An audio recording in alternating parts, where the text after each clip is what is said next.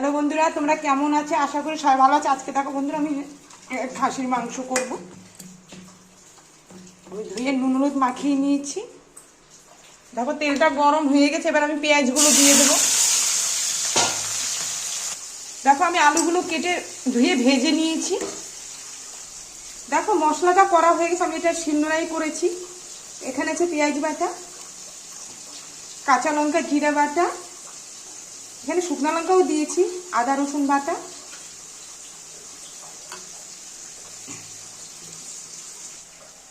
দেখো বন্ধুরা, পেঁয়াজগুলো ভাজা হয়ে গেছে, এবার আমি সব মশলাগুলো দিয়ে দেব।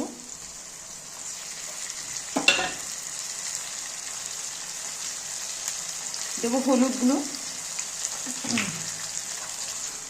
দেখো এবার দেবো লবণ। লবণ আমার মাংসের মাখানো আছে, ওই জন্য কমই দিলাম। আচ্ছা তোমরা দেখতে থাকো তাহলে। দেখো বন্ধুরা, এবার আমি একটু কাশ্মীরি লঙ্কার গুঁড়ো দেবো, অল্পই দেবো, শুধু কালারের জন্য। এবার ভালো করে কষিয়ে নেব।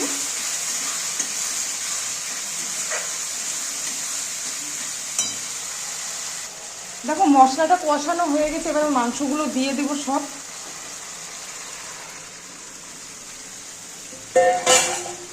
এবার একটু নেড়ে দেব, একটু ঢাকা দিয়ে দেব।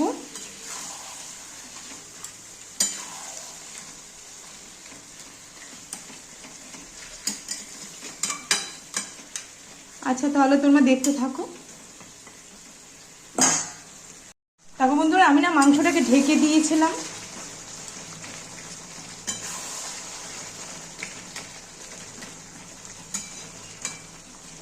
এটা অনেকটা কষানো আরো বাকি আছে।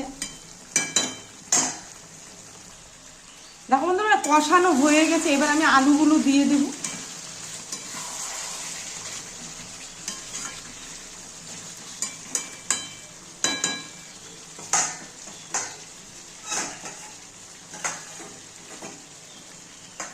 আলুটা দিয়ে আবার একটু নেড়ে দেব।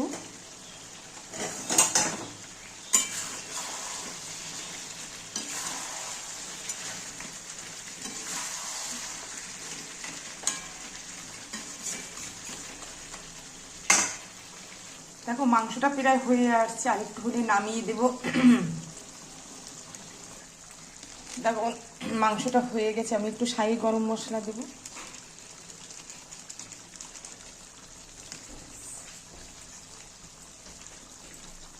এরপরে নামিয়ে দেব।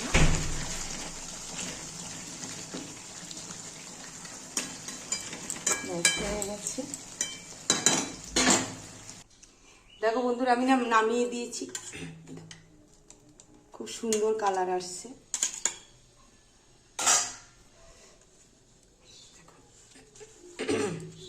আমি বেশি ঝোল দেইনি।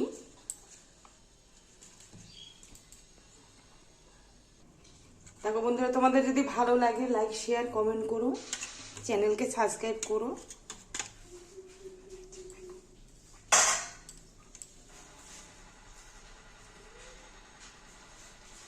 হয়ে গেছে। আচ্ছা তোমরাও সবাই তাহলে ভালো থেকো। টাটা, তাহলে রাখলাম। আচ্ছা তোমরাও এরকম করে খেয়ে দেখবে, খুব ভালো হয় খেতে এটা। আমি মাখাই করলাম, বেশি ঝোলটা দিলাম না। ঠিক আছে, আচ্ছা তাহলে রাখলাম।